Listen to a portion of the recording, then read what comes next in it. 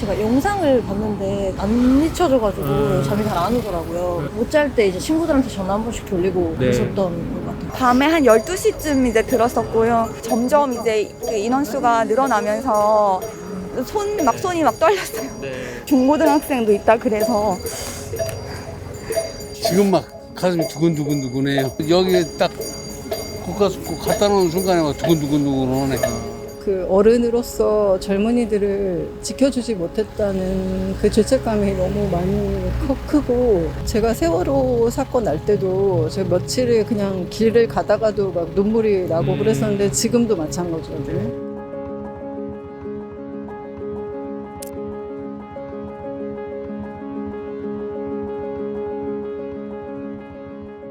어디 특별한 곳이라고 하기에는 너무나 누구나 일상적으로 갈 수 있는 곳이고, 그러다 보니까 많은 사람들이 나도 거기 갈 수 있을 텐데, 혹은 내 가족도 거기 갈 수 있었을 텐데, 뭐 내 친구들도 갈 수 있었을 텐데, 이러다 나도 죽을 수 있나? 이런 생각을 많은 분들이 좀 정말 진심으로 하시게 되는 상황이고, 그런 것들이 우리를 전부 다 좀 큰 트라우마에 입게 한 부분들이 있는 것 같습니다. 구조 행위가 굉장히 광범위하게 이루어졌었잖아요. CPR을 하셨던 분들이라든지, 아니면 끌어내시느라고 이렇게 구조하셨던 그런 분들이라든지, 직업적으로 경험하지 않으시는 분들도 사실은 많으시고, 20, 20대 분들이 SNS나 이런 것들도 더 많이 하시다 보니까 그런 정보에도 더 많이 노출이 되시고 계시는 것도 사실은 문제인 것 같거든요. 정보를 얻기 위해서, 혹은 이런 일이 재발하지 않기 위해서 우리가 알아야 되는 부분들도 있지만, 어떻게 보면 너무 적나라한 것들이나 이런 것들은 보는 것들 자체가 이제 조금 더 그런 간접 경험을 어떻게 보면 더 너무 생생하게 느끼게 되는 상황도 있을 수 있고요. 근데 어떻게 보면 볼 때마다 한 번씩 더 트라우마가 될 수 있는 그런 부분들도 있을 것 같아요. 내가 조절이 잘 안 된다 하신다면 아예 그냥 좀 SNS나 이런 거 사용하는 시간을 좀 줄이겠다. 1시간만 하겠다, 뭐 2시간만 하겠다, 이렇게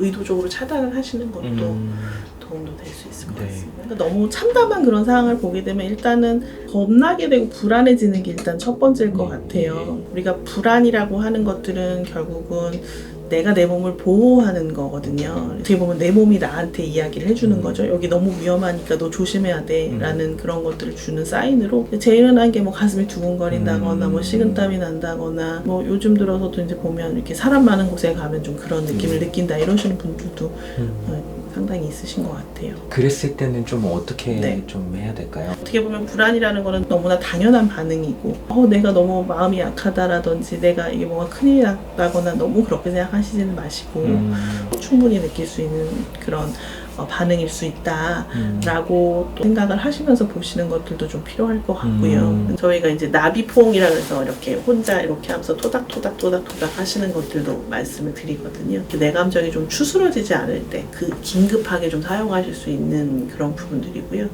일부 어떤 분들은 그런 정도가 정말 너무 심하신 분들도 계시거든요. 전문가와 상담을 하신다든지, 혹시 치료가 필요한 것은 아닌지 이런 부분들도 좀 챙겨보시는 게 필요할 것 같습니다. 그 어제 현장을 나갔더니 그 국립 트라우마 센터에서 이제 상담소 같은 거 운영하더라고요. 거기 좀 찾아가고 이러면 좀 도움이 될까요? 네네네. 그 분양하시는 곳이나 이런 곳에 너무 힘들어하시는 분들이 계셔서 회에서도 계속 거기 상주하면서 지금 상담을 해드리고는 있어요. 근데 거기까지 찾아가시기가 너무 힘드신 분들도 계실 것 같아요. 그래서 지금 보건복지부에서는 1577-0199로 이제 무료 상담이 가능하시고요. 전화는 조금 불편하다 하시는 분들은 지금 전국 시군구에 정신건강복지센터들이 다 있거든요. 그쪽으로 또 가셔서 한번 상담을 받아보셔도 좋을 것 같습니다. 요즘은 진짜 유튜버도 많고 자기 이득을 위해서 뭐 인스타 하시는 분들도 굉장히 많으시잖아요. 조회수나 이런 걸 생각해서 악의적으로 그런 내용도 많이 쓰는 것 같고, 저는 솔직히 좀 많이 화가 나고, 도대체 왜 어떻게 그런 말을 할 수 있는지, 좀 정부에서조차 그렇게 2차 가해를 하는 모습이 많이 나오고 있으니까. 저 같은 경우는 2년 전에 사고로 인한 트라우마성 공황장애를 실제로 진단을 받았었고요.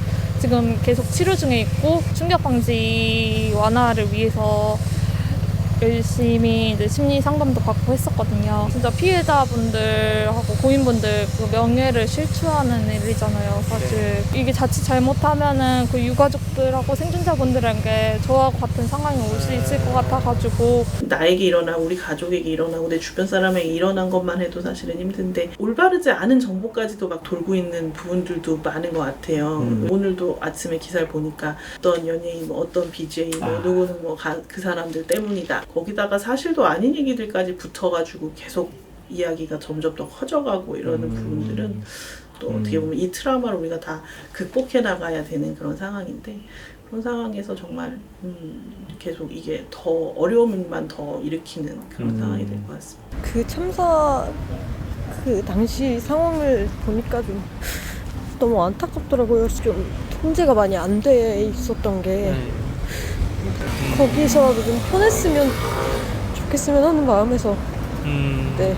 너무 힘드니까 다 그만두고 그냥 들쓰고 누워 계신다든지 아니면 막 술만 드신다든지 이런 것들은 사실은 우리가 이 문제를 해결해 나가는데 별로 도움이 되지 않거든요. 그래서 조금 나의 일상을 그래도 유지를 해나가면서 너무 괜찮은 척하고 아닌 척하고 하기보다는 힘든 마음들 이런 것들을 그냥 좀 받아들이고 또 해결해 나가고 하는 부분들은 좀 필요할 것 같고요. 그러니까 우리가 애도를 겪을 때도 처음 단계에서는 정말 충분히 슬퍼하고 충분히 내 감정을 표현하고 이 일이 없었던 듯 하는 게 아니라 분명히 이 일은 나에게 있었던 일이고 나에게 굉장히 충격적인 일이고 나에게 굉장히 슬픈 일이긴 하지만 내가 또 이렇게 변한 세상에서 또 적응해가고 살아가고 하는 그런 것들을 이제 또 해나가야 되는 그 다음 단계가 이제 이렇게 가는 거거든요. 그래서 넌 상관도 없으면서 왜 그래 뭐 이렇게 하기보다는 어떻게 보면 울 때 어깨를 내어줄 수 있는 그런 부분들을 이제 주변에서 좀 같이 해주시면